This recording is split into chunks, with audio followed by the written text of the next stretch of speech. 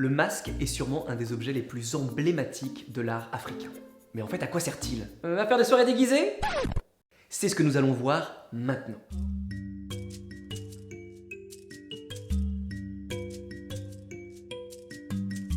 Les masques africains ont des usages, des formes et des matériaux très variés.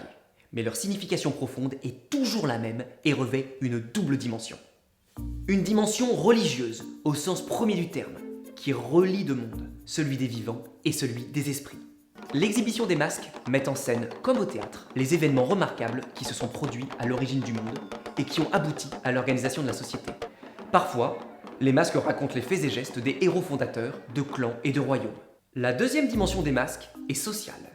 Les masques sont souvent les gardiens des institutions. Ils apparaissent lors d'une cérémonie ou d'une fête pour surveiller que tout se passe bien et pour éloigner les menaces, conflits, maladies, catastrophes naturelles. Détenus par les membres de sociétés secrètes, ceux-ci en usent souvent comme d'un instrument de pression politique. Pression politique, lien avec le monde des esprits. Comme vous le voyez, un masque en Afrique, c'est pas juste une pièce de bois sculptée pour décorer le salon des amateurs occidentaux. Il possède des significations plus ou moins cachées, selon que l'on est initié ou non, et selon les rites auxquels il est associé, agraires, funéraires ou initiatiques.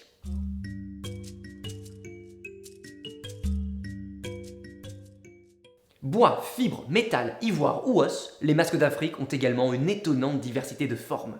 On distingue ainsi plusieurs types de masques. Il y a les masques de feuilles, de fibres, de vannerie ou de tissu.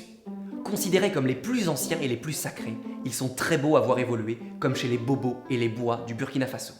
Les masques classiques les plus connus, composés d'un loup de bois ou parfois d'os, de cuir ou de métal, et importants, auxquels s'ajoute un costume complet en fibres ou en tissu. Les masques Home, faits d'une pièce de bois coiffant toute la tête, comme chez les Sénoufos de Côte d'Ivoire. Les cimiers, surmontant une coiffe en osier ou un casque en bois sous la forme de cornes d'antilope ou de buffle, comme les masques Chiwara des Bambara du Mali. Les masques à lame, ils peuvent atteindre plusieurs mètres de haut, comme chez les Bois et les Mossi burkinabés. Oh, et puis j'en ajoute un que j'aime personnellement beaucoup, les marionnettes tendues à bout de bras, comme les Kiébé des Kouyou du Congo. Comme vous le voyez, les masques, en combinant les matériaux, les techniques et les formes, offrent une diversité iconographique et une inventivité sans limite.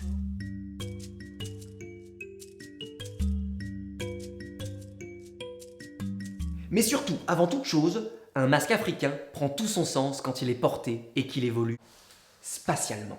On ne peut pas comprendre un masque africain coupé de son mouvement, de la danse, de la musique qui l'accompagne. Il ne faut pas envisager le masque pour sa seule beauté, ce que l'on fait bien trop souvent en Europe. C'est un peu comme si on réduisait un opéra de Mozart à la veste que porte le ténor sur scène. Bon, la veste peut être très jolie, mais avouez qu'on passe à côté de pas mal de choses, non? Donc, on résume. Il y a 3 niveaux essentiels pour bien comprendre un masque africain. Un niveau esthétique, les masques sont souvent superbes plastiquement, mais attention, ceux que l'on voit dans les musées sont le plus souvent incomplets. Le masque doit être perçu dans l'intégralité de ses ornements et de ses accessoires. Un niveau scénographique.